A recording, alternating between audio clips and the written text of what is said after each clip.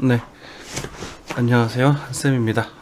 오늘은 6월 8일 오전 4시 43분입니다. 몸이 좋지 못해서 영상도 업로드 자주 못 해드리고 톡방에서 소통도 잘 못하다 보니까 많은 분들이 자꾸 나가시네요. 아깝습니다.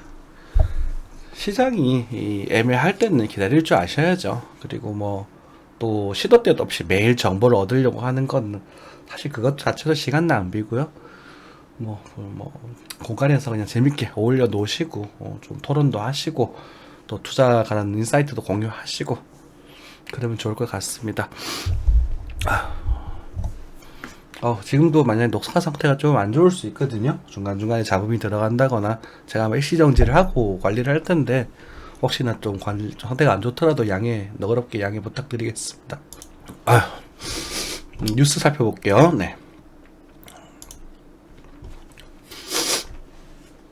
치솟던 물가에 대해 미국 연방준비제도가 기준금리 인상에 이어 양적 긴축, 쌍거리 긴축이 본격적으로 나서면서 시장의 불안감은 커진다. 네, 예상됐던 거잖아요. 그죠? 예상됐던 부분이고, 당연히 해야 되는 부분이겠죠. 그렇죠. 하지만 너무 부정적으로 보실 필요도 없고요. 그죠? 증시는 좀 더 꺾이고 더 침체에 대한 그런 부분들이 있더라도 얘네들이 이제 이제 올 여름이 지나게 되면 얘네들 어느 정도 현실에 다 반영이 다 돼버릴 거거든요. 그러니까 그때가 또 기회가 한번 될 수 있을 거니까 참고하시고 기다리시면 되겠습니다. 현대 뭐죠? 자, 5%를 넘어선 가운데 경기마저 꺾일 가능성. 네, 꺾일 겁니다. 이제 운운하는 게 아니라 꺾일 거예요. 이건 좀 단호하게 말씀드릴게요. 그래서 가을 정도 여름 저점을 찍고 이렇게 나오잖아요. 그죠? 적정 회복이 조금 이제 나오겠지만 내년이 좀 더 안 좋을 거라고 저는 생각을 하고 있어요.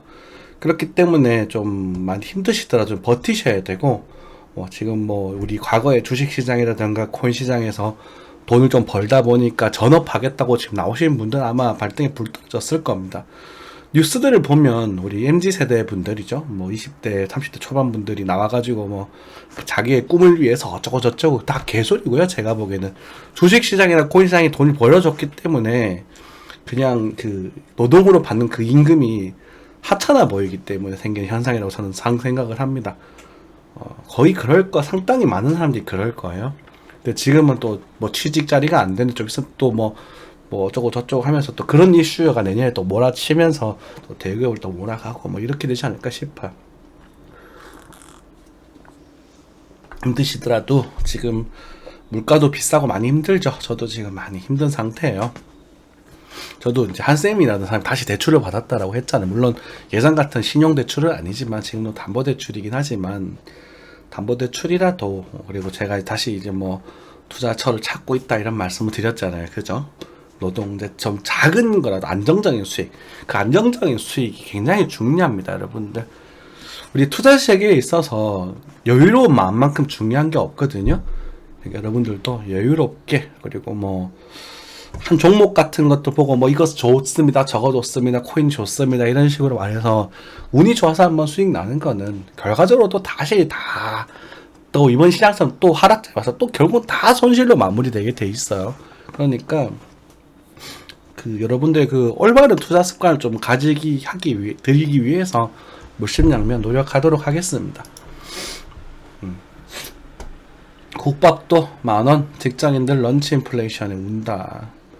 그죠? 전기료 더 올라야 돼요. 안타깝게도 전기료는 좀 더 올라야 되고, 힘들더라도 이거는 여러분들 서민들 죽는다 하셔도 오를 수밖에 없어요. 가스비가 아마 우리나라에서 가장 차지하는 전기를 생산하는데 화력 발전이 가장 많은 비율을 차지하는 거 있는 걸로 알고 있거든요. 아직도 방법이 없습니다. 네. 안 올라는 게 장담해야 되나요? 다 오를 거고요. 오르면 이제 그것에 대한 소비를 안 하게 되겠죠. 그러면서 이제 디플레이션적으로 그러니까 물가는 오르고 물가가 다시 나중에 빠떨어지겠지. 물론 물가가 떨어진다 확 떨어지진 않고 지금 만 원이 되버린 국밥값이 그래도 한 9,000원에서 8,000원까지는 잡히겠죠.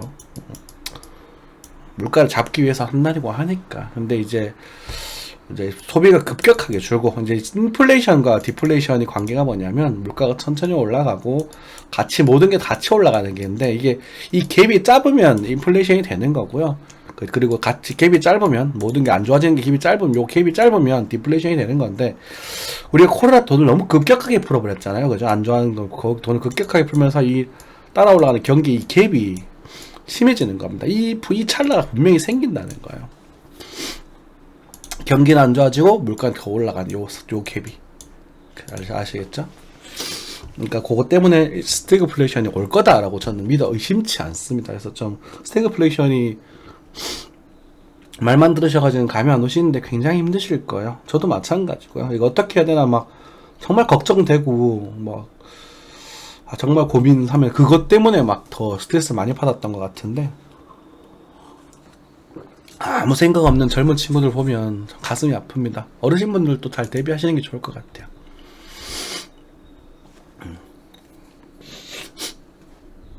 편의점 소주 대란 우려, 발조 제한, 화물 빼곡한 부산항 마비 공포. 이건 좀 오버한 것 같고요.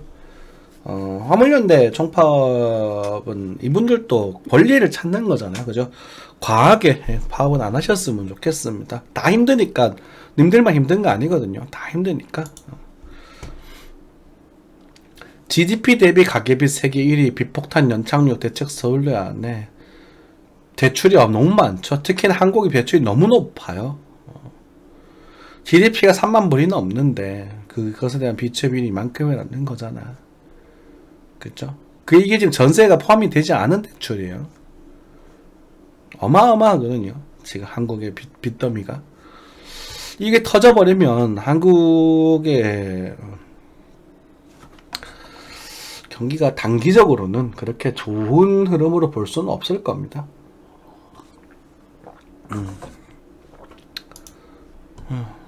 누가 다 저렇게 만든 거요? 방법이 없지. 길이를 뭉쳤던 6개월짜리 예금으로 몰린다. 단기 예금 뭐 괜찮아요. 제가 토스은행에서 원래 옛날부터 쓰고 있었는데, 토스은행의 자유입출금 통장인데도 2% 이자를 주는데 되더라고. 1억 이하로 주는데 생각보다 재밌어요. 매일매일 주거든요. 그냥 많이는 못 넣어놨고 한 1,000만원 정도. 그것도 머지않아 빼야 될 것 같은데 넣어서 이제 봤더니 하루에 이자가 480원 정도. 1이자가 480원 짭짤하죠. 제 입장에서는 짭짤하다고 생각을 합니다. 한 달에 한 15,000원 정도 되잖아요. 그죠? 재밌어요. 뭐야?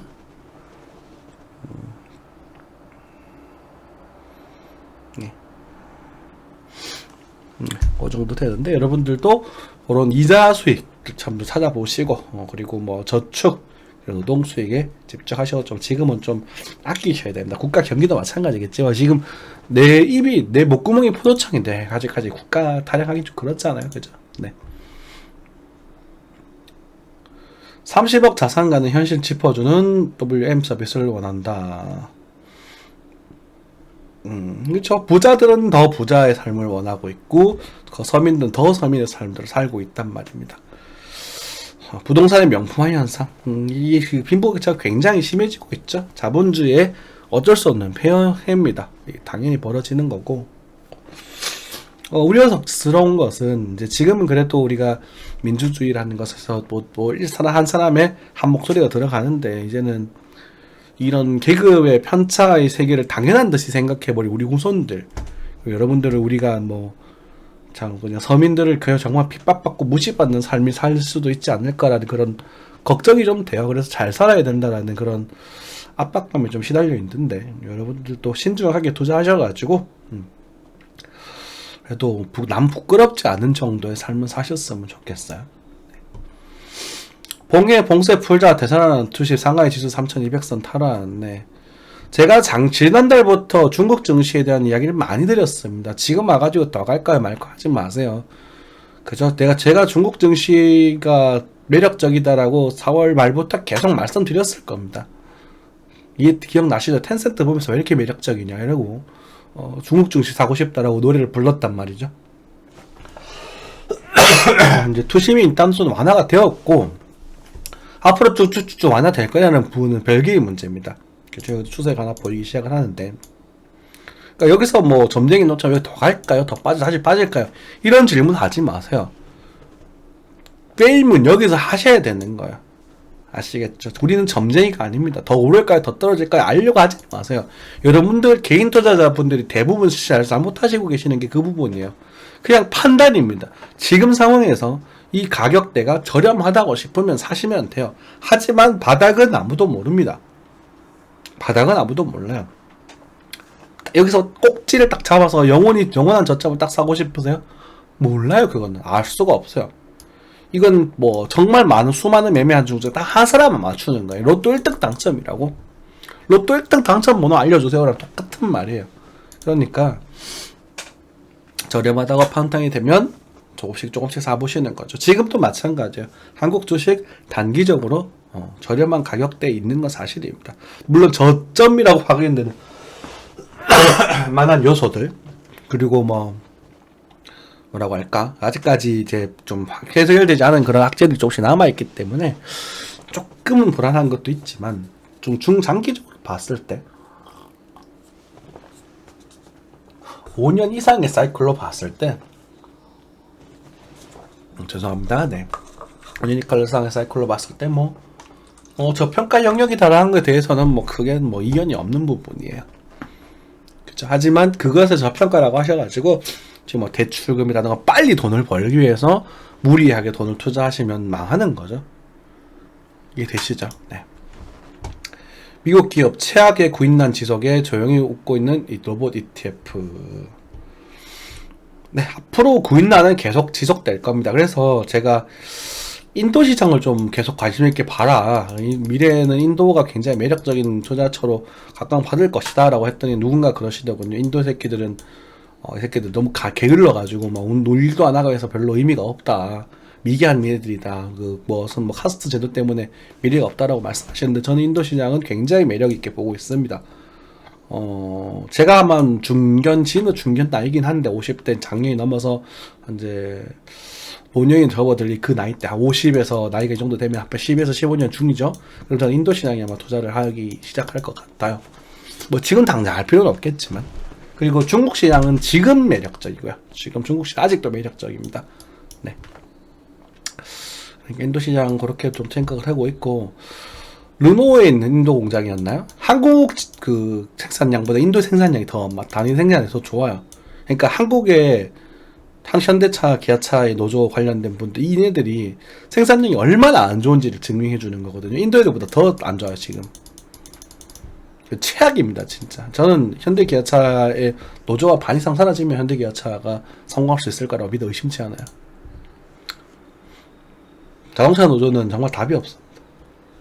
아무튼 얘기 좀 갖고 새는데, 그런 부분들. 어쨌든 구인난이 계속 기색이 될 거고, 그래서 노동시장, 저렴한 노동시장 쪽에서 또 장기적으로 그렇게 활용하시는, 로봇가 아무리 발전이 돼도요, 사람이 직접 하는 것만큼 뭘까요? 썰렁한 게 없을 거거든요. 그러니까 이제 인도 쪽 시장과 동남아 시장 쪽에서 앞으로 좀 괜찮은 그런 게 있을 것이다. 그리고 동남아 시장은 아마 중국과 미국이 둘 다 굉장히 매력적으로 바라보면서 투자를 해야 하지 않을까 싶습니다. 줄지 않은 러시아 석탄량 수입량 공급 중단댁 불레가 올 수도. 그죠? 말씀드렸죠. 이것도 러시아가 워낙 원자재 강국이다 보니, 러시아가 옛날부터 주장하던 거예요. 러시아가 원자재를 여기서 압박을 할 거고, 중국은 노동력, 생산력, 그죠? 소비력을 가지고 세계를 지갈 거고, 미국은 기술력, 그죠? 중국이 이 기술력으로 이기지는 못하겠죠. 하지만 그 기술력을 제외한 나머지 시장들은 엄청나게 강력하게 가지고 있거든. 이 3개국이 세계 정세를 주도해 나갈 것이다. 자기들이 합의체를 만들든지 하겠지. 그죠? 정세상으로 보면 얘네들이 태평양 이걸 만들고 얘네들 빠져나가려고 하고 하는 건 지정학적 그런 것들이고. 죄송합니다. 네. 지정학적 그런 것들이고, 국제 정체사에서 자기네들 살 길을 만들어내는 건 당연한 거잖아요. 그렇죠? 좀 그러니까 아무튼 그 정도 참고하시면 될 것 같아요. 네. 석유서 나온 플라스틱 쓰레기 시 10시간 뒤 석유로 부활했다. 좋네요, 그죠? 네, 이런 건 되게 좋은 뉴스인 것 같습니다. 아이고, 반도체 정 연내 400명.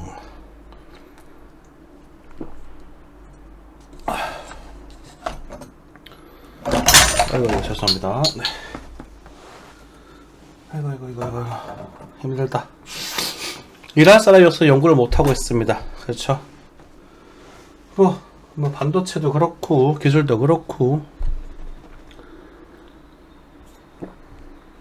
학과 구조조정의 밥그릇 싸움에 교수들도 부족하고. 하휴, 참 어쩌려나. 한국에 거점을 두겠다고요? 아직까지는 한국이 강국이니까 반도체에서 한국 시장 70% 장악한 중국관셀. 이게 제가 요 부분 있지 않습니까? 이것 때문에 이제 중국이 되게 이게 역료가 많이 되어 있다라고 말씀드렸잖아요. 그죠?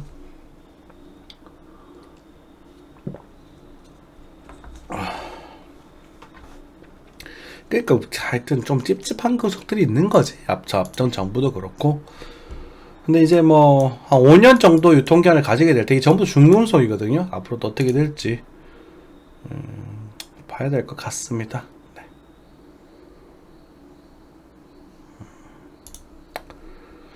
LS 양선자 비용이 어쩌고 저쩌고 뭐 이런 건 넘어가면 될 것 같고. 뭐야?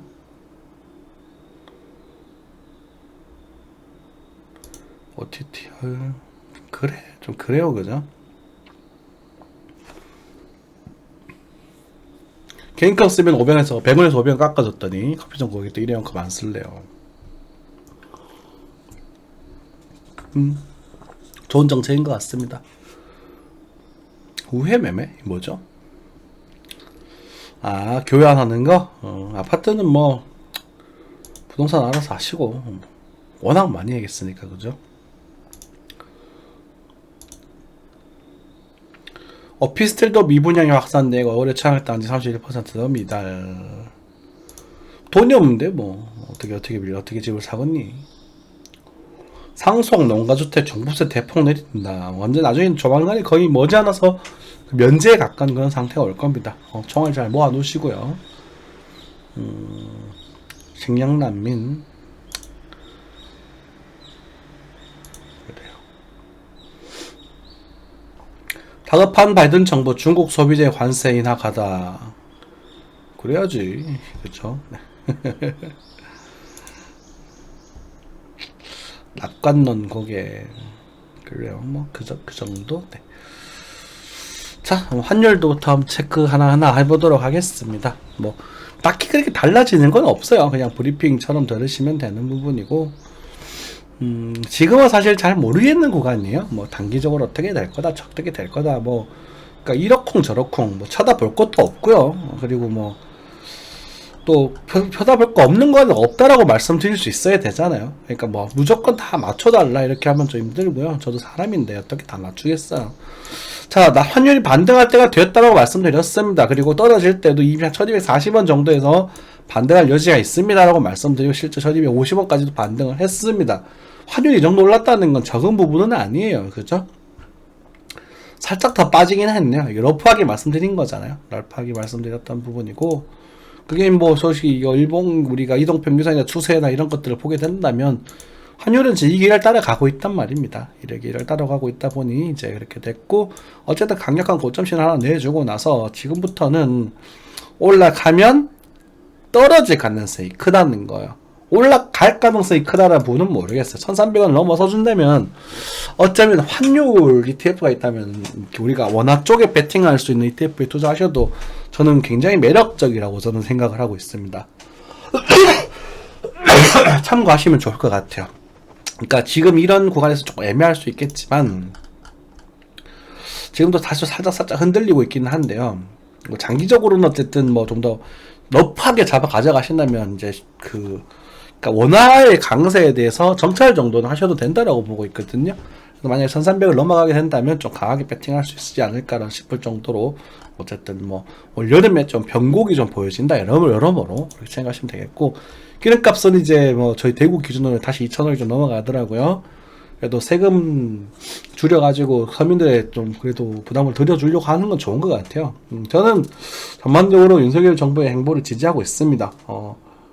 근데 이제 걱정스러운 건 그 세수 확보를 어떻게 할 것인가. 그죠? 전기세를 또 올리고 있는데 서민들 힘들죠. 하지만 올려야 됩니다. 안 그러면 회사가 망해버리는데. 여러분들 힘들어도요. 회사가 망해버리면 서울에 계시는 분들 지하철 아까 뭐 몇 얘기 하시던데 그 회사가 망해버리면 어떡할 거예요? 그렇게라도 해서 돈을 수급을 하고 그것을 어차피 공기업이니까 국가 지원금으로 들어가지 않습니까? 그 세금을 줄여주는 부분들은 나쁘지 않은 것 같아요. 물론 이제 뭐 중구난방 해가지고 엉망진창으로 가버리면 그건 문제가 되겠지만 오일도 뭐 살짝 거점을 넘어갈 수 있겠지만 넘어가면 또 오히려 좀 매력적이다 생각이 들고 지금 한번 살짝 들었다가 퐁 해주고 이런 식으로 가면 좋겠죠, 그죠? 네, 그런 시나리오를 한번 체크해 보시고 뭐 여기다 큰 변곡이 생기니까 혹시나 여름에 좀 한번 기회가 오실 수 있을 것이다라는 부분 역시나 또 계속 반복해서 말씀드리는 부분이고요. 우리가 편하게 정말 편하게 장투할 수 있는 종목 중에 하나입니다. 실버. 실버, 골드 마찬가지고 실버 마찬가지고 비트코인도 어쩌면 그때 우리가 큰 기회를 가질 수 있을 겁니다. 달러의 불신. 달러가 예전에 금 본위제를 활용을 하면서 우리가 이제 좀 그 국가 신뢰, 금을 믿으면서 우리가 달러를 활용을 했단 말입니다. 그죠? 그런데 이제 그 본위제 채택하지 않으면서 양적 완화 정책을 시작을 했고, 그럼 달러를 어떻게 믿을 거냐? 미국에 대한 신뢰잖아요. 그래서 달러를 나중에 금을 이제 그 뭐라고 할까? 그 기름값을 우리 달러를 막 결제를 하게 되면서 달러에 대한 신뢰를 찾게 되었는데 이제 달러에 대한 불신이 상당히 커질 겁니다. 그리고 지금 이제 강대국이라고 하죠. 대표적으로 러시아랑 중국을 얘기를 들겠습니다. 이제 뭐 다른가 사실 유럽 EU 연합 전체도 마찬가지긴 하겠지만 그래서 EU는 사실 미국과 동맹국인 뭐 러시아나 중국의 행보들을 눈여겨 보신다면 저는 뭐 계속 그렇게 생각합니다. 뭐 정치적으로는 이제 나토의 나토 맞나? EU의 확장과 나토의 확장으로서는 러시아에 대한 압박, 우크라이나의 정치 색깔에 대한 불만이 이제 표면적으로 나타나는 러시아의 침공 사례지만 저는 러시아에 대한 루블화의 가치 확정을 좀 하고 싶어 하는 것 같아요. 자기네들이 자원이 많잖아. 그것을 지금 당장으로 힘들어도 루블화로서 결제를 하게 만들면서 달러의 캐권으로서 좀 독립하고 싶어하는 그런 모습을 좀 느껴지고 있고요. 중국은 마찬가지고요. 마찬가지로 1대1로 사업을 확대를 하면서 위안화에 대한 위상을 높이려고 굉장히 많은 노력을 하고 있는 것 같아요. 금융적으로 우리는 경제 쪽으로 봐야 되니까 그죠? 요것들을 체크하시면서 우리 원화가 어떤 가치를 가져야 될지도 원화도 이제 달러 사실 뭐 달러 지배를 완전 벗어날 수는 없겠죠. 우리는 미국과도 밀접한 관계니까. 그래서 달러는 궁극적으로 좀 흔들리는 그런 과정 속에서 달러가 이제 너무 많이 풀렸거든요. 이번에 인플레이션을 만들어낸 게 달러를 찍어냈기 때문이란 말입니다. 그냥 딱 단순하게 말씀드릴게요. 달러를 오지게 많이 찍어냈어요. 거의 그 전에 비해서 2배 정도. 그렇기 때문에 그 돈을 태워야 됩니다. 그러니까 증시가 만에서 2만이 간 거지. 8천에서 16,000이 간 거잖아요. 그런 걸 돈을 2배 찍어냈거든요. 그냥 뭐 다시 그 돈을 떼어버리면 선물시장이나 코인시장에서 시원하게 떼어버리면 빨리 회복이 되는 거고. 그죠? 아무튼 그런 과정 속에서 이제 달러를 태우고 맞고. 그죠? 그런 상태에서 달러의 불신감이 쌓여서 그때 들으려고 들어올 메인 후보 중에 하나가 그죠? 달러 못 믿겠다. 나는 가치 있는 정보를 믿겠다 하는 건 그리고 금. 그리고 운이 좋으면 우리는 비트코인까지도 그때 수혜를 받을 수 있을 것 같아요. 그것이 바로 2024년 하반기부터 아마 그런 흐름이 들어올 가능성이 크지 않을까. 우리 희망을 해보는 겁니다. 정리가 되셨죠? 네, 참고하시면 될 것 같아요. 네. 뭐 계속 똑같은 얘기지만 계속 얘기를 반복해 드릴게요. 이거 뭐 최근에 하는 말이 아니라 몇 년 전부터 계속 하던 말이거든요.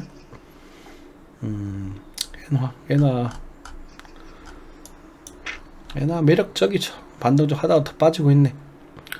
에나는요, 지금 옛날에 말씀드렸나? 9대 초반에서는 에나도 투자를 해보셔도 괜찮을 것이다.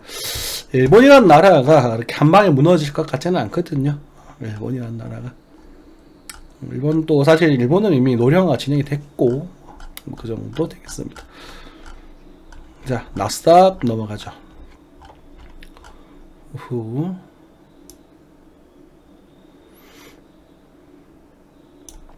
나스닥 꽤 많이 반등을 했어요. 그리고 자리를 잡으려고 노력을 하고 있고 하지만 안정의 자리를 잡기에는 아직도 좀 무리가 있죠. 그죠? 작은 추세를 하나 돌파한 것 같습니다만 이제 돌파를 하고 나서 다시 눌림목을 잡고 있는 부분이고 아직 중국 미국 증시가 안전을 찾으려면 얘를 좀 넘어가야 될 필요가 있습니다. 그죠? 꿀렁꿀렁 꿀렁꿀렁 꿀렁꿀렁 꿀렁꿀렁 이런 식으로 가는 게 오히려 좋지 않을까요? 아니면 꿀렁꿀렁 꿀렁꿀렁 어찌되었건 우리는 여러분들에게 제안해 드리는 그런 매수의 원칙 중 하나가 뭐냐면 완만해지는 하락 추세를 네 번째 돌파할 때 노려보시면 굉장히 매력적이다 이런 말씀을 많이 드려요. 네 번째 돌파할 때 그러면 이제 뭐 여기서 보시면 자세히 보시면 네 번째 돌파 윤야사죠. 그죠? 하나 둘 셋 넷 그쵸? 이런 것들도 마찬가지 하나 둘 셋 넷 그쵸? 그래서 네 번째 돌파를 노려보시면 되겠고 지금 이런 박스권 장세에서는 딱히 뭐 굳이 뭐 더 갈까봐 노력할 필요도 없고요. 그러니까 가치 투자적인 측면에서 예를 들어서 뭐 애플이라는 기업이 저평가되어 있다고 판단하신다면 그냥 적금식으로 천천히 모아가시는 그런 것들은 언제든지 하셔도 좋습니다. 그러니까 저평가할 때는 가치 투자적인 측면. 근데 가치 투자를 할 적에 여러분들이 대출을 받거나 뭐 연승 매수 뭐 연끌 이런 까지는 않거든요. 그냥 여유롭게 하시는 거예요. 괴롭지도 않아요. 한쌤도 주식에 물려 있습니다. 잠시만요. 물 좀 넣을게요. 아이고 한쌤도 주식에 물려 있어요. 한 10% 정도 전 해보고 있어요. 근데 주식은 전혀 별로 불안 없습니다. 딱 한 종목 빼고 카카오뱅크는 완전 잘못 샀어요. 제가 분석을 잘못해가지고요. 근데 다른 종목은 뭐 그렇게 걱정하지 않고 있습니다. 뭐 배당 받으면서 느긋하게 살면 되겠죠. 네. 그런 게 가치 투자거든. 또 주식도 해봐야지. 그렇죠? 네. 자, 코스피도 넘어가겠습니다. 코스닥은 보지 않을게요. 코스피도 사실은 뭐 딱히 그렇게 좋지도 않고 나쁘지도 않고 그죠? 자, 중요한 건 이제 여기. 자, 이번에 자리를 잡고 저점 살짝 이탈 나와서 다음에 돌파할 때는 여러분 잡으셔야 됩니다. 그래서 제 생각에는 2450포인트 정도 굉장히 매력적인 포인트가 될 거라고 보고 있어요. 과거에 지지를 받았던 저항받았던 지역이기도 하고 여기는 이제 여러분들이 주식적으로서 굉장히 매력적으로 느끼셔도 좋은 그림이라고 저는 생각을 하고 있습니다. 사실 제가 여름에 대한 반등에 대한 기대는 코인보다 주식 쪽이 더 많습니다. 세 번째거든. 이번에는 빠지면 사야 돼요. 그러니까 그래서 이탈이 될 수도 있고 안 될 수도 있겠지만 이번에 이탈되는 부분은 그리고 거래가 좀 들어오면 매수를 좀 가보셔도 괜찮습니다. 그리고 목표는 한 800 정도까지 한번 바라보실 수 있을 거라 생각이 돼요. 20%잖아요. 거의 15% 이상이잖아요. 그럼 증시가 이 정도 움직이는 상당히 강력한 거거든요. 요 흐름에 우리가 비트코인 어떤 영향을 받을지 한번 생각해 보면 좋겠죠. 견적을 내볼 수 있겠죠, 그죠? 비트코인, 네.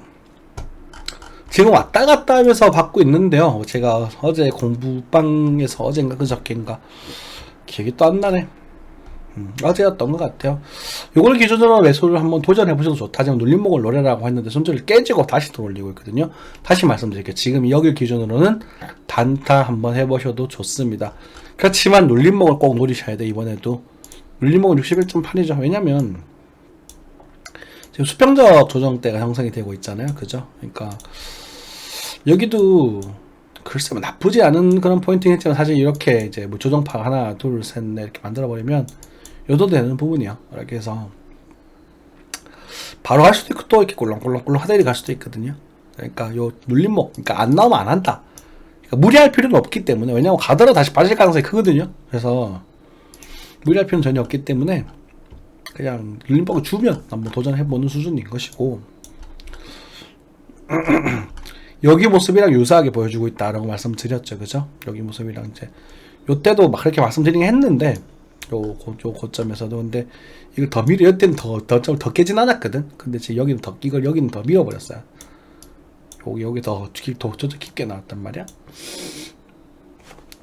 그 정도 약간 차이가 있습니다. 그러니까 패턴적인 측면에서 조정파적인 형태적인 측면에서 지금 접속파가 붙어 나가고 있다고 보시면 되겠고, 그래서 지금 현재는 일단은 반등의 규모 자체는 우리가 이 정도 규모만 하겠다라고 말씀드렸잖아요, 그죠? 여기를 뭐 사실 뭐 우리 과매도 조금 오버됐던 영역을 친다면 하나, 둘, 세 칸 정도인가요? 그럼 여기도 두 칸, 세 칸? 그죠? 거의 사실 뭐 반대의 규모는 거의 다 온 것 같아요. 그래서 반등해봤자 이렇게 갔다가 3,400 정도, 34,000 정도를 찍어주냐, 여기를 좀 넘어줬으면 좋긴 한데, 어쨌든 찍어주고 나서 다시 이렇게 빠지는 시나리오가 더 유력합니다. 그래서 차선 만약 이 자리를 보게 된다면 오히려 좀 숏 포지션 쪽으로 좀 또 포지션을 잡아볼까 지금 생각도 하고 있어요. 그러니까 이제 뭐 현물 포지션은 정리했으니까 지금 선물 포지션 쪽으로 넘어가 있는 애들을 아무것도 안 하고 있는데 있었는데, 이제는 넘어가게 되면 이제 좀 각을 보고 기회를 좀 보면 숏 포지션 쪽으로 한번 접근을 해볼까 지금 생각도 좀 들고 합니다. 참고하시면 될 것 같아요.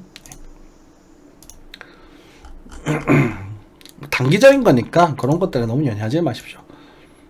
자, 어쨌든 얘를 넘어가야 대화가 되는 부분이다라는 말씀을 드리고, 사실 넘어간다고 하더라도 아직 세 번째에 불과하기 때문에 꿀렁꿀렁꿀렁 도전하다가 밀어주고 다시 가는 그림이 좋아요. 네. 그죠? 그러면 우리가 파동상 하나 이것도 지켜주고 이것도 완성시켜주고, 그렇죠? 조금 더 빠질 수도 있겠죠. 네, 조금 더 빠질 수도 있겠습니다만 뭐 어쨌든 네 번째가 돼야 대화가 되는 부분이니까, 그렇죠? 그렇게 보시면 되겠고, 작은 그림에 있어서도 우리가 작은 추세죠. 작은 흐름에 있어서도 지금 여기 정도가 전 상태를 만들어주고 있는데, 얘를 넘어선다고 했었을 때 여기 이 영역대 37,000, 38,000, 그러니까 4만 달러를 볼 수 있느냐는 부분에 있어서는 아직까지는 조금 보수적입니다. 그래서 이 지역을 완전히 넘어서기 전까지는 이 상승에 대한 이야기를 하기가 조금 껄끄러워요, 아직까지는.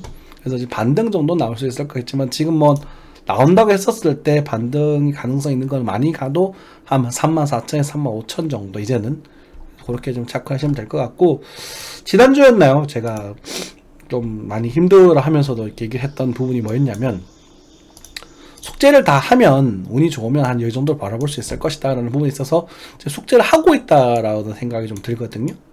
그래서 요번에 이 자리에서는 35,000, 36,000 포인트에서는 물려 있으신 분들도 조금 이제 탈출하시기를 좀 권장을 해드리겠습니다. 좀 탈출하시기를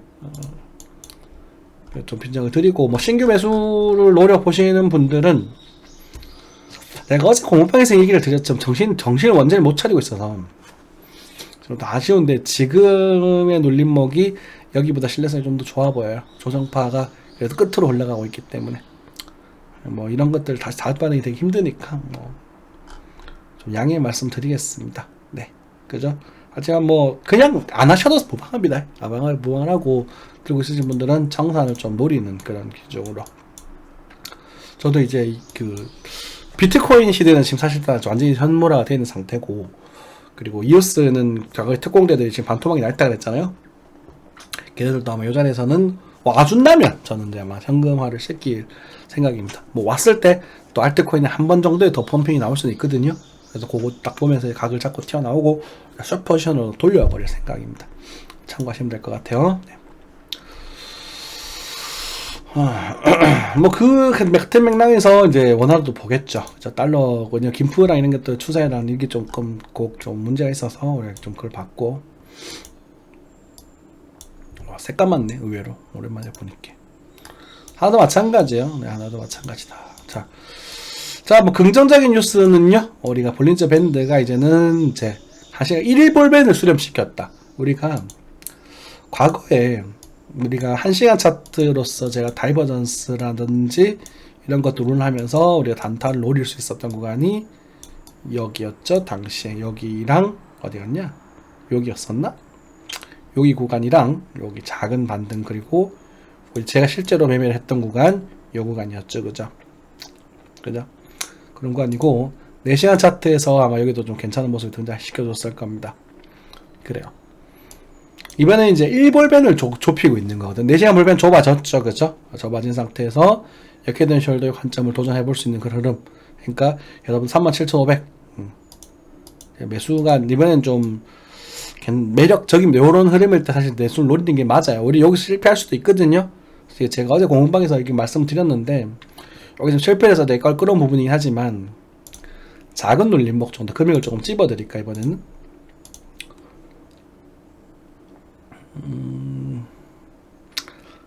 33,900만원 초반 정도로 해가지고 눌림목을 잡아보시고 그리고 손절가를 여기 3,750이죠 정도 잡아보셔서 목표가를 어디 갔냐 이 말을 하면 되게 싫은 게 뭐냐면 이 말만 듣고 자꾸 간다면 이런 말을 하거든요. 그래서 높이 보지 말고 한 4,200 정도까지만 그렇게 체크를 하시고 접근해 보시면 괜찮을 것 같습니다. 한번 도전해 보세요. 깨지면 깨지는 거고 뭐. 그리고 손절 못할 거면 사질 말고 이게 대응이 안 되는 사람은 사질 말고 대응이 될 수 있는 사람들 그리고 이 웨이브에서 수익을 얻었던 사람들의 특권적이다 생각하시면 돼요. 특권이다. 2번 정도 손절 나갈 수 있거든요. 저도 막 여기 옛날에 저는 3번 손절 나가면 안 하거든요 매매를. 근데 지금 여기 제가 이제 공방분들에게 그냥 나는 안 할 것 같지만 그래도 이걸 기준으로 한번 해보세요라고 그때 말씀드렸고 제가 누워버렸는데 깨져가지고 되게 속상합니다만 이제 재도전 정도 해볼 수 있는 부분이 손실을 많이 하는 거지, 그죠? 내일 어떻게 될런지 그거 체크하시면 될 것 같고 안 오면 많은 거예요. 눌림가 안 주면 그냥 내버려 두는 거고 무조건 눌림 기다린다, 그죠? 네, 체크. 어쨌든 내 시간에서 이제 추세를 돌리려고 하는 그런 모습과 단기적으로 작은 흐름이지만 돌리려고 하는 모습과 그리고 일봉에서 이제 1볼벤이 수렴됐다는 게 굉장히 매력적이죠. 주글발에 대한 하단가도 지금은 이제 볼벤이 좁아지는 영역으로 들어갔습니다. 긍정적이에요. 그죠? 그러니까 침체라고요. 침체. 그러니까 뭐 그런 변동보다는 이제 볼벤이 좀 좁아지면서 좀 천천히 재미없는 그런 시장을 계속 만들어 주다가 자리를 잡고 이렇게 흐름을 서서히 만들어주는 그림을 기다리셔야겠죠. 그죠? 그래서 뭐 옛날같이 그렇게 막 박진감 넘치 그런 흐름들은 등장하기가 쉽지 않을 겁니다. 네, 등장하기 쉽지 않을 거예요. 우리가 믿을 건 뭐다? 물봉이다. 그죠? 물봉. 반등이 나온다라도 하더라도 전반적으로 이렇게 한번 눌렸다 가는 게 더 이게 그 국룰이에요. 뭐라고 할까? 우리가 볼린저 밴드의 원칙상 이 영역 안에서 존재할 확률이 95%거든요. 그럼 이 중심선 위에서 존재할 확률이 50%예요. 그 아래에서 존재할 확률도 50%인 거예요. 내려올 확률이 절반이나 있기 때문에 여기서 무리할 필요는 없다. 하지만 흐름이 좋기 때문에 내려올수록 매력적이다. 그렇게 정리를 하시면 되겠죠. 궁극적인 저점은 아마 제 생각에는 아마 2,000만원 초반에서 2,500만원까지도 열어두셔야 된다고 생각합니다. 올 것이다 라고 올 것이라고 물어본다면 네, 저는 올 가능성이 일단은 꽤 크다고 생각을 해요. 근데 이게 올해 올지 내년 올지는 모르겠습니다만 어쨌든 올 가능성이 꽤나 크다라고 생각을 하고 올 가능성은 한 70% 정도로 보고 있거든요. 오면 이제 제가 또 과감해질 수 있는 그런 가격대거든요. 저는 그렇게 생각을 하고 있습니다. 지금 물리신 분들 이것도 옛날부터 얘기했잖아. 여기 올 가능성이 크다고. 여기 있을 때는 맨날 돌아가는데 위험하다고 해도 뭐 그냥 콧대기 하나 깜빡 안 하더니 여기 와가지고 중리사니 하고 있으면 한심하죠. 그죠? 네. 아무튼 그렇습니다. 자, 잠시만요. 네. 보이스피싱 조심하시고요. 또 주변에 지인분이 또 보이스피싱 당하셨다고 하시네요. 이거 뭐 읽어드릴까요? 재난지원금 600만원 받아 코인 너트의 속성 있는 글. 제가 그랬죠. 코인 이거 할 때 반등할 거라고. 제정신인가 싶어요. 나는 그래 화요일날 다 뺐지. 자, 뭐 알트코인들 보겠습니다. 지금 상당히 잘 올라간 종목도 많고 그렇습니다만 이게 알트코인이라는 등락은 상당히 큽니다. 그래서 한번 잘 잡으면 2배 많아도 될 거고요. 근데 이런 거 잡아내기가 하늘의 별 따기예요. 기승전 오른다라고 말해서 뭐 그냥 기승전 사세요라고 말씀드릴 수도 있겠습니다만 글쎄 모르겠다. 나는 웨이브를 여기서 쳐다보지 않겠다라고 말씀을 드렸고, 중간에 여기서 단타 한번 가능할 것이고, 여기도 단타 한번 가능할 것이다, 이렇게 말씀드리긴 했는데, 75,000원짜리가 이렇게 빠지는 거 생각하지도 않고, 그냥 누군가가 계속 살아 오른다 팔아 올랐지 않느냐, 이게 무슨 의미가 있나 싶긴 해요. 알트코인들 보시면 이렇게 막 위로 쏘는 종목들 있죠. 이런 종목들이 매매하기 굉장히 쉽지 않으실 거예요. 이 캐시 나쁘지 않네요. 나쁘지 않은데, 오, 그래요. 뭐 리플도 뭐 이제는 뭐 다 지금 볼벤을 다 수렴시키고 있다, 그죠? 그래서 펌핑이 투나면 한번 나올래나? 볼게 좀 있네.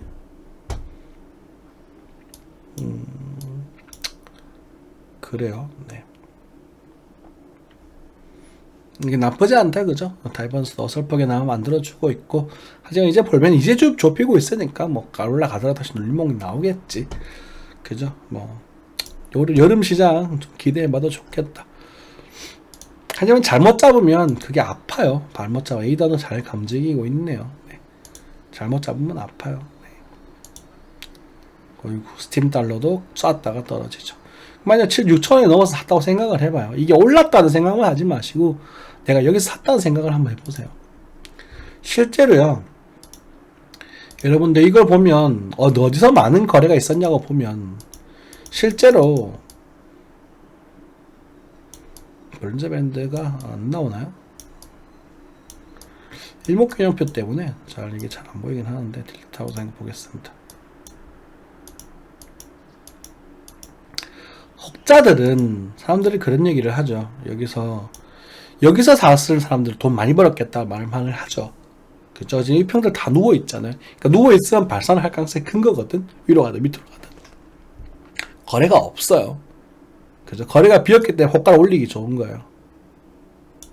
빵 이거 털어먹고 여기 다 팔았을 거예요. 그래서 쏴버리죠.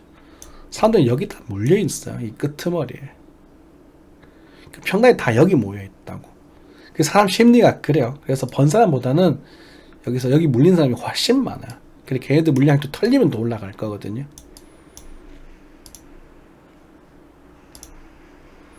뭐 참고하시면 될 것 같습니다. 자, 뭐 전반적으로 우리가 볼만한 그런, 그래도 기대해 볼만한 그런 흐름들 등장을 하고 있네요. 비트코인도 지금 반등을 또 하고 있는 부분이고, 다이버전스를 어설프게 하지 만들어주고 있는 그런 모습이거든요. 그래서 한 4,200, 4,300원을 한번 기대해 보자고요. 그죠? 반등하고 거기서는 뭐 쭉쭉쭉 상승하는 것보다는 이제는 거기서는 물량을 좀 털어내는 그런 전략으로 가시면 좋을 것 같습니다. 항상 건강하시고요. 저처럼 아프지 마십시오. 제가 일주일 동안 너무 고생을 많이 해가지고 지금도 정상은 아니지만 그래도 오늘부터는 업로드를 또 꾸준히 다시 하도록 하겠습니다. 감사합니다.